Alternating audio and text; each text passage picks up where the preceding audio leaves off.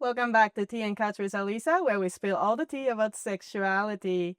Today on the couch, we have a very special guest, Thalia. Hi. Thank you so much for joining us. Thank you for having me, for inviting me.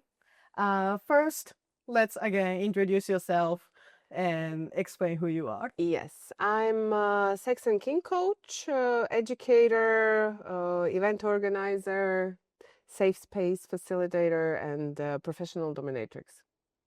Thank you very much. So today we're going to talk about that life as a dominatrix. Okay. It's a broad topic. I know. I'm sure you have a lot of history. Yeah, well, we are all different, and I mean, my life as a dominatrix hasn't been that long. It has been only 5-6 years now. Oh, okay. Yeah, so I'm still quite new, but I really embraced it. I really liked it, and also started educating people. I guess that also helped me acquire more knowledge and take my practice, what I practice, into other, let's say, other level.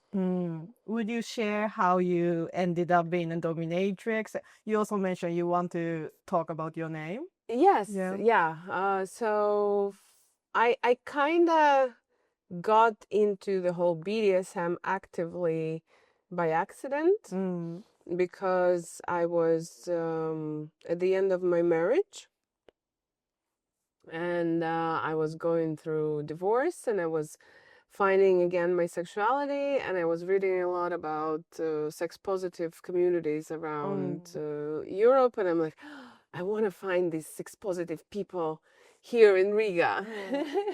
And in 2019 there was a fetish weekend happening, and I went there and I found BDSM community, so kink community, and they were pretty sex positive, so I befriended some of them, and I kind of joined the community that was existing. They had munches.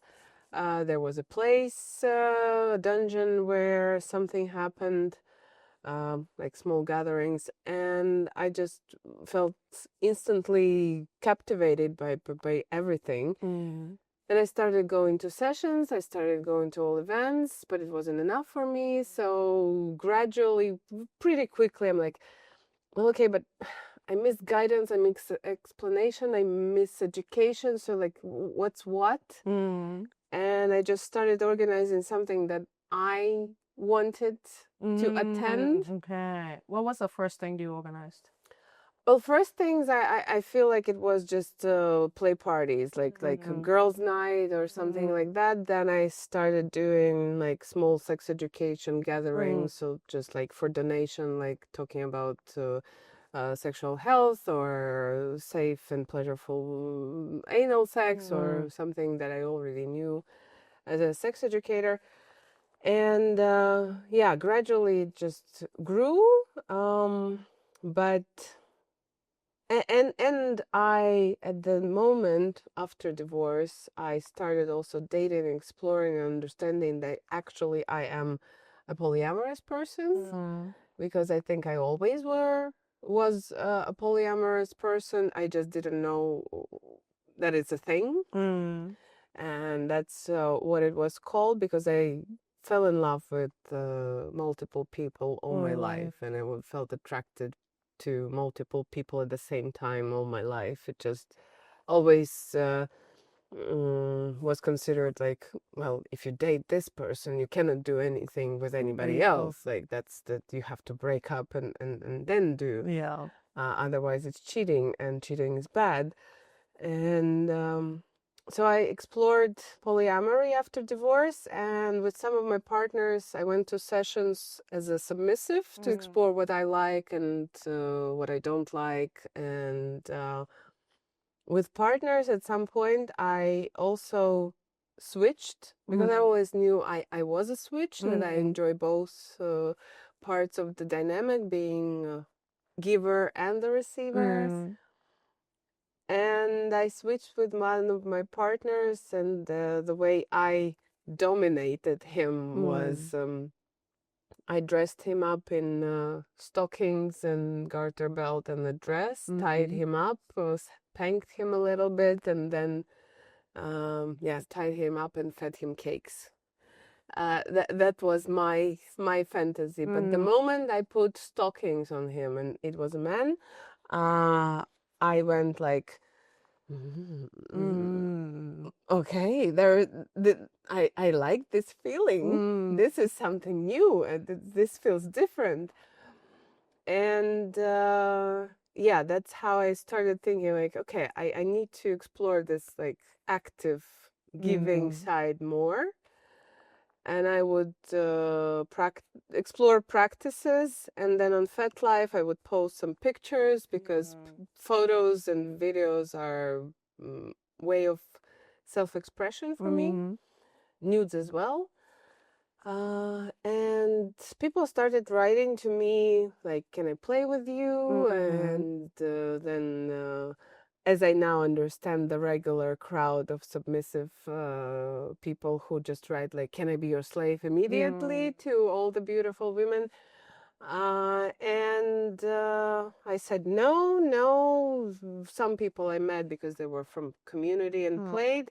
And then there was this one guy who kept on texting me, but his kink was not really my kink. Like I didn't really find it that interesting. But he kept on writing to me, and at some point I'm like, I don't have time to play with you.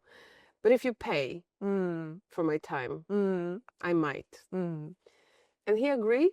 Okay. And we met, and we played, and it still wasn't the best session because the kink was not my kink. So I think he felt it, I felt it, that it was more of a like a little bit tense and not that much of a flow and improvisation.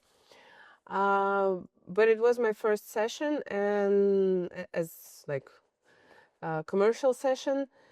And then I started taking more courses, more webinars, practice more, and then some people asked again to play, and I gradually kind of became a professional just by learning more, practicing more, and offering whatever I felt confident is in as a service, as a service just for people who want to experience it, who weren't my play partners. Interesting. But basically by accident. That's how you find a life purpose, right? Just exploring my sexuality and finding out that. But I also told recently someone that I used to go in the beginning, this first 6 months when I started exploring polyamory and kink and BDSM.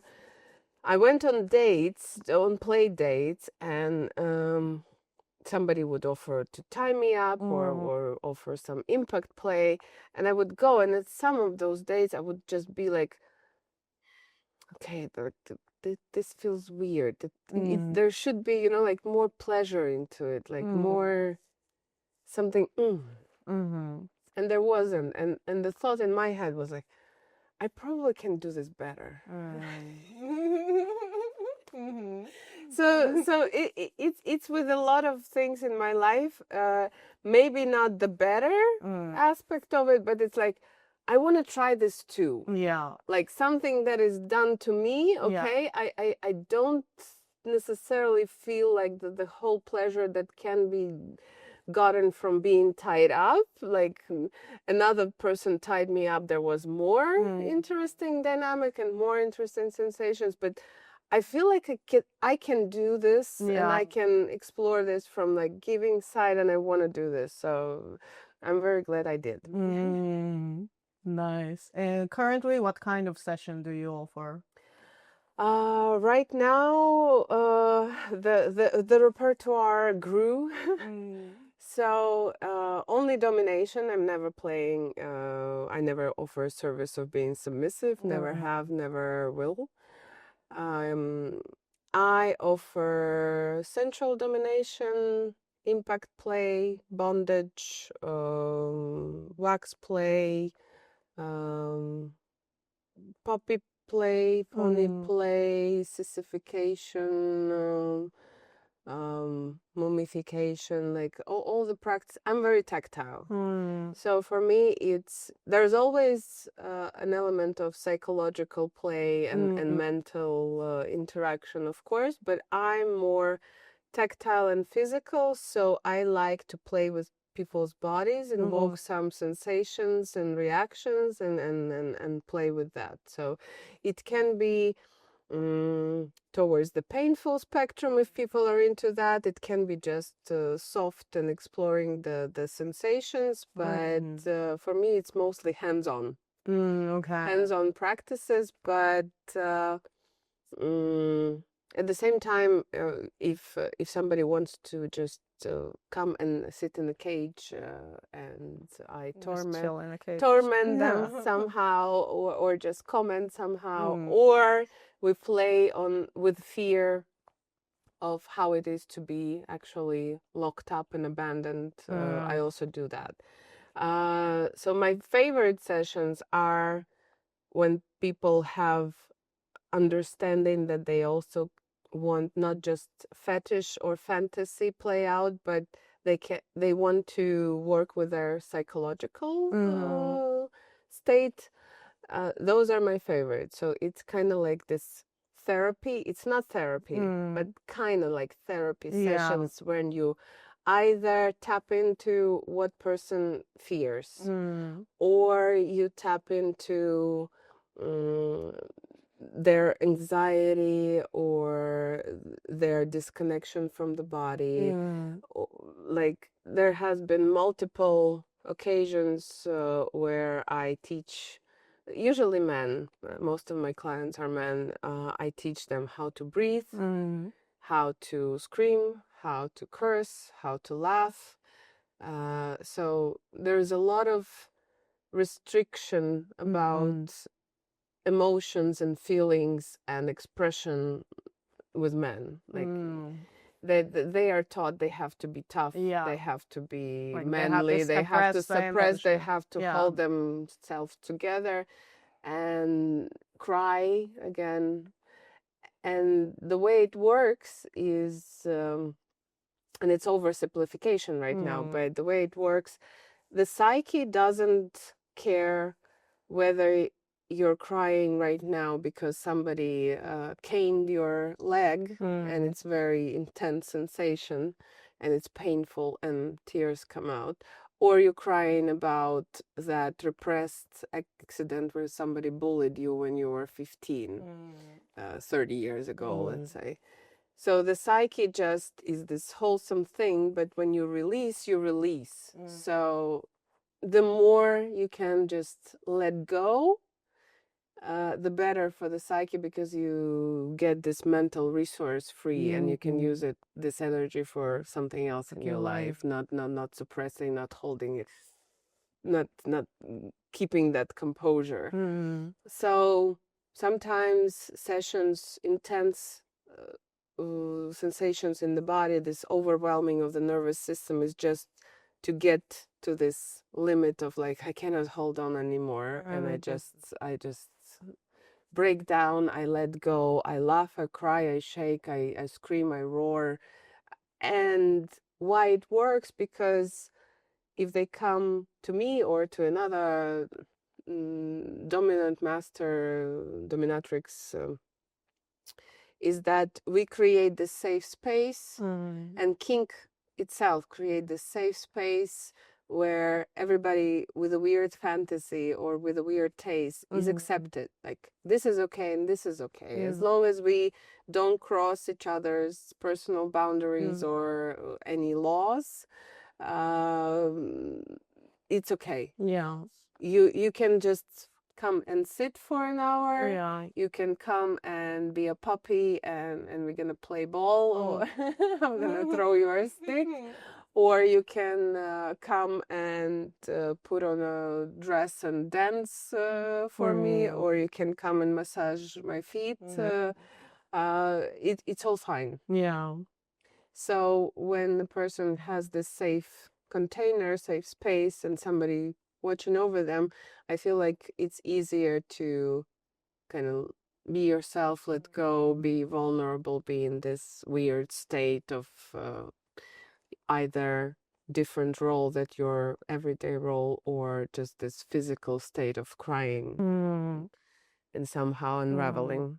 But I imagine in order to provide that safe space, to be that container, it takes a lot to prepare. So do you have like any sort of ritual before the session to prepare yourself both physically and mentally? Well, physically, yeah, failing most of the time because I need more days of rest. Yes. And more self-care, which is important because my body is my main instrument, basically, in work. Mentally, I try to do some grounding techniques just before the session. I prefer to, if I can, to free some time before the session so it's not occupied, I don't know, by emails, calls, solving some other issues. So just create this space where I can just calm down, breathe, tune in, plan in my head what I want this person to experience. So for example, we have they contact me, we have first probably an email conversation or a message conversation, and then we have either a personal meeting or a video call, and then we do further negotiations how they imagine a session, and I maybe correct them that no, this is not how it happens, this is not what I offer. And always have an intention, like, okay, if they're into this, they probably want to experience this. So a little bit maybe humiliation, and you again specify, do you want to be humiliated? Which words can I use? Which words can, so we discuss limits, even verbal, not only physical. And yeah, so just focusing on this intent and what I can do, kind of setting this limitations, like what tools I can use, how creative I can get, because some people set like, this is okay, this is okay, this is okay, and that's it. For example, even to the tools being used, like ropes and floggers are okay, whips, canes, I don't know, cuffs, belts, completely off limits. And some people are okay with marks and love marks. Some people don't like marks, so like spanking even without marks. And so yeah, mostly it's just grounding, attuning. I always change into something that I feel confident, nice, and dominant in. Let's say it's not always a latex suit and a leather corset, but it's something that makes me feel like me at this specific day. Sometimes I do outfits that clients request if this is their fetish, but not that often. Because again, domination is not something that like you put on a corset and you're dominatrix, corset and whip and you're a dominatrix. No, it's something inside you, and there should be something from yourself, like who you are. It's not just some image from a movie or a porn or magazine. It's still you. That's why dominatrixes are so different. It can be somebody in leather, somebody in tutu skirt, somebody in a nightgown, and somebody in a uniform, and somebody gonna be cold and ruthless and strict, and somebody is gonna be cute but bossing you around and and giving you commands, and somebody is gonna be completely relaxed, like in sweatpants and everything, but they're gonna concoct a super intricate rope bondage or leather bondage or chain bondage, and then just this whole system of restrictions for a person. So yeah, grounding, thinking about what I want to do for a person, what kind of outcome and yeah, freeing time, just Mm, this mental space, because yeah, it does, as any work with people, it does take a lot. yes, for sure. And I'm sure you deal with a lot of different clients with a different request. Was there any like particular session that really like stays in your mind, like something that really moved you, kind of? There are a lot of those, Mm, because sometimes you just feel this, like human to human connection, that yeah. you just feel so much love for the person who maybe you feel them let go of something, or they're just smiling ear to ear Yeah. after something even simple. Mm, But I feel like recently, the session that really came close to the heart, just because of all the chemicals, and by chemicals I mean endorphins and serotonin, and all that. I was to a festival in Spain, mm, and just by accident I mentioned pegging at my aftercare workshop, and organizers introduced me to this person who is famous for pegging and fisting, and we negotiated to have a session the next day, but they announced it to the whole festival, so the audience came, but I didn't really care for audience being there, and we had a very nice, intense 45-minute session of pegging and fisting, and it can sound like something, like, ooh, it's extreme, that's why I'm telling you about it. No, but fisting can be so intimate. Like, for me, it's the same. mm, I feel like this is the closest I can get to actually feeling how penetration feels for men, because you're just inside the body of yeah. a human being. And yeah, just the connection was great. And the abilities of the person were great, Yeah. and I like the practice. So that session was just got me so high. So when people say about getting high on sensations on BDSM and kink practices, they usually talk about subspace, like what submissives, what receiving end feels when, like, you're being spanked and then caressed, and all these neuromediators and hormones flow into your bloodstream. But dominants also get into that space when they get into this sense of flow and ultimate, like, presence here and now. So kind of the time disappears, and it can happen when you whip somebody. It can happen when you fist somebody. It can happen when you pour wax on somebody, and it's just this play of colors. So whatever the practice, if it's with a person that you actually can connect, it's really nice. It's really nice. And even though, yeah, he didn't speak English, I didn't speak Spanish, but we communicated through audience. And all previous sessions that I remember as very impactful are somewhat the same. Like, there is a personal connection. We're not necessarily in love, or we're not necessarily partners of 15 years and we know each other very well.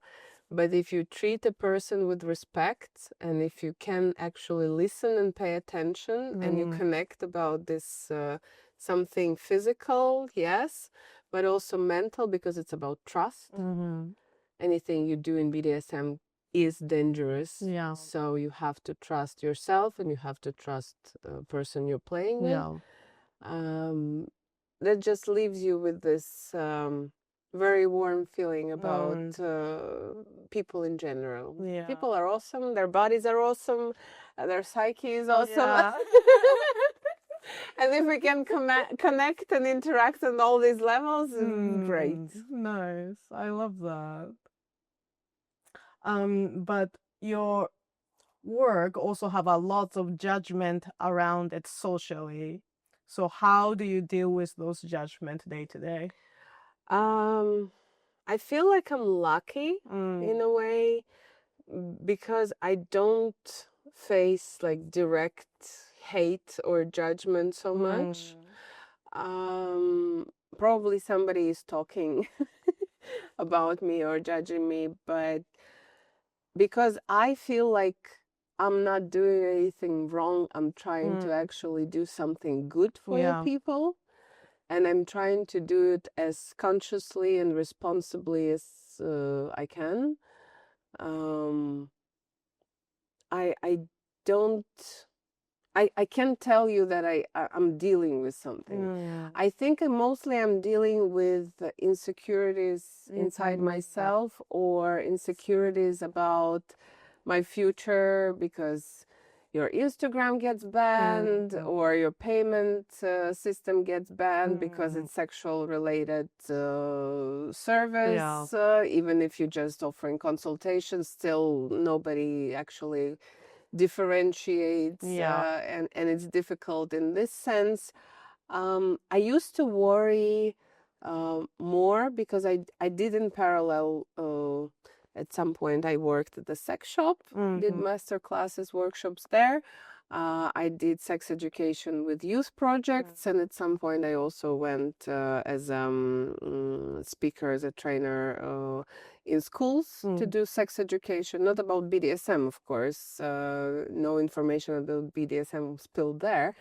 But I was worried that because it's like this parallel movements and BDSM is still frowned upon and it's considered very taboo, that if somebody will find out that somebody who invited me to speak as a sex educator about topics only about sexuality will maybe get some hate about like, oh well, she's the one who's doing perverted things, so she shouldn't be speaking to youngsters at all. But it didn't happen. So again, I'm lucky. I'm very thankful. I appreciate my privilege. It's hard because every dominatrix is her own manager, accountant, social manager, social media manager, executioner, and planner, etc. You don't have any assistant? No, not yet. Oh wow. But I should have I should have one, but it's complicated. Here and there and finding someone who you actually can trust. Also probably I'm a control freak. Otherwise I wouldn't be in this profession. But can I ask, like, how does your day-to-day look like? Like, okay, I'm sure you don't have a typical week because your work varies, but like you live part-time in Tallinn, you live part-time in Riga, right? Yeah. And like how much of your work is like a speaker as a sex education and how much of your work is as like a dominatrix? It changes from month to month. So most of my days consist of texting, emailing, calling, planning. So dominatrix has an admin work also. Filling in Google calendars. Because you have to either pitch yourself or answer. So I have 2 or 3 Instagram channels, 2 or 3 Telegram channels, 2 FetLife accounts, 3 emails. So you answer about the party, you answer about the workshop, you post about the workshop, you create the visual for the workshop, you post that on every possible media so people can find it. Then you do the interviews, or you just answer somebody who wants a session or wants a consultation, and you schedule a consultation or a session. So yeah, it's a lot of admin work, and then I just take some days off when I try not to touch my phone and not to look at anything. Yes, sessions, unfortunately, I would like to have more, but unfortunately, they are not daily. So Yes. it's like 3 to 5, maybe 7 sessions a month. Right now, I would like, as I said, more. Consultations. I used to have consultations at the sex shop in Riga. Now they decided they won't do it anymore. So now again, another change. That was twice a month, plus my individual workshops somewhere else when I organize. Now I will organize everything. So I will find, if I'm in Tallinn, I'm doing it in Kultus. So that's easier. In Riga, I will need to find a new space that's easy to organize workshops and lectures.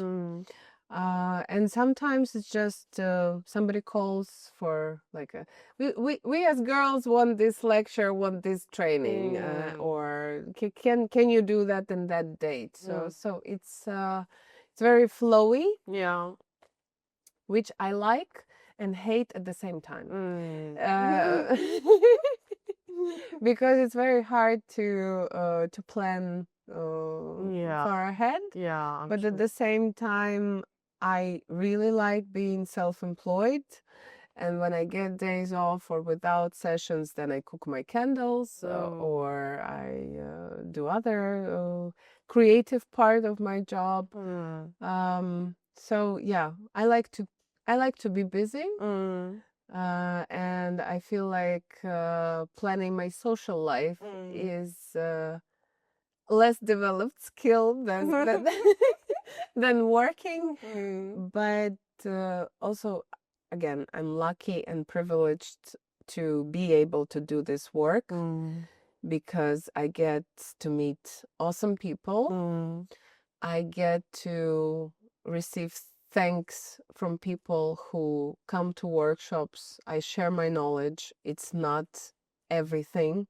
I just speak from what I know, what I practice, what I do, what I notice, and what I learn from teachings. I take courses and webinars, etc. And they're just thankful that it either solved some problem that they had or didn't know how to approach something, or they tried something new and find out something about themselves, about their relationship, about their partner, or they just experienced something new. And it's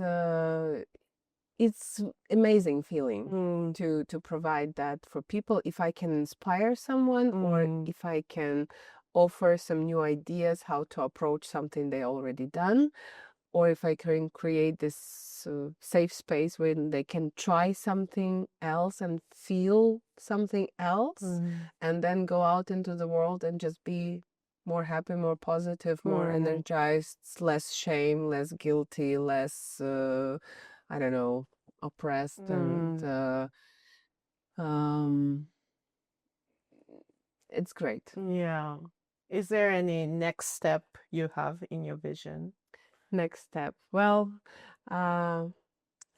right now it's like I'm at the crossroads because when I bought the club in Tallinn, I thought like, okay, now we're gonna do Kultus Tallinn, Kultus Riga, Kultus Helsinki, Kultus London, Kultus everywhere. And maybe that's gonna happen. Or maybe it's gonna be a digital course and just sharing the knowledge and focusing, because I would like to digitalize some of my workshops. I like giving them in person too much, so I haven't done it before, but I understand that in our day and age, not everybody can make it at a certain date. Not everybody is comfortable also coming in and being in front of other people, so maybe they will be comfortable more looking at it and watching it and learning online. So that's one, and continuing doing the same.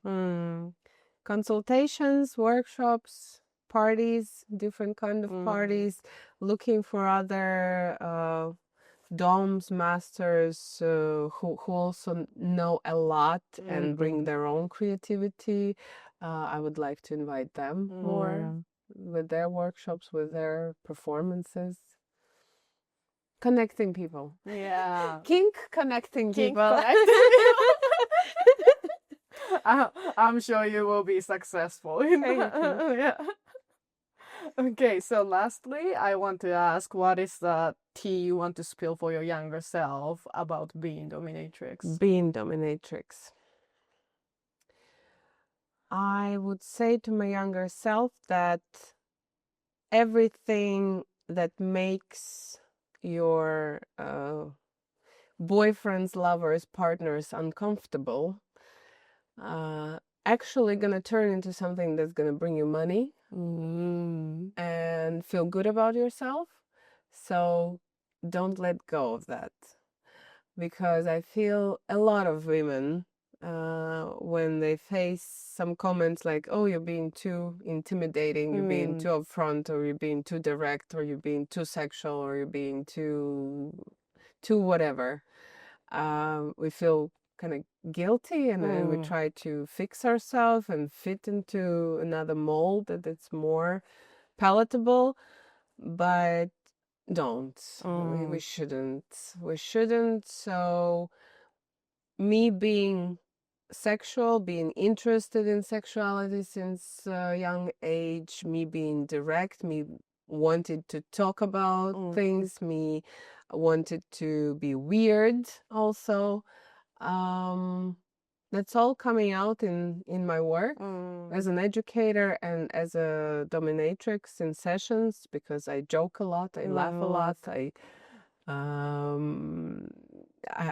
play with creativity, with like I use weird tools. That's my thing. So that's all actually bring people joy. So yeah. I love that. Thank you so Thank you. much, Thank you. Thalia.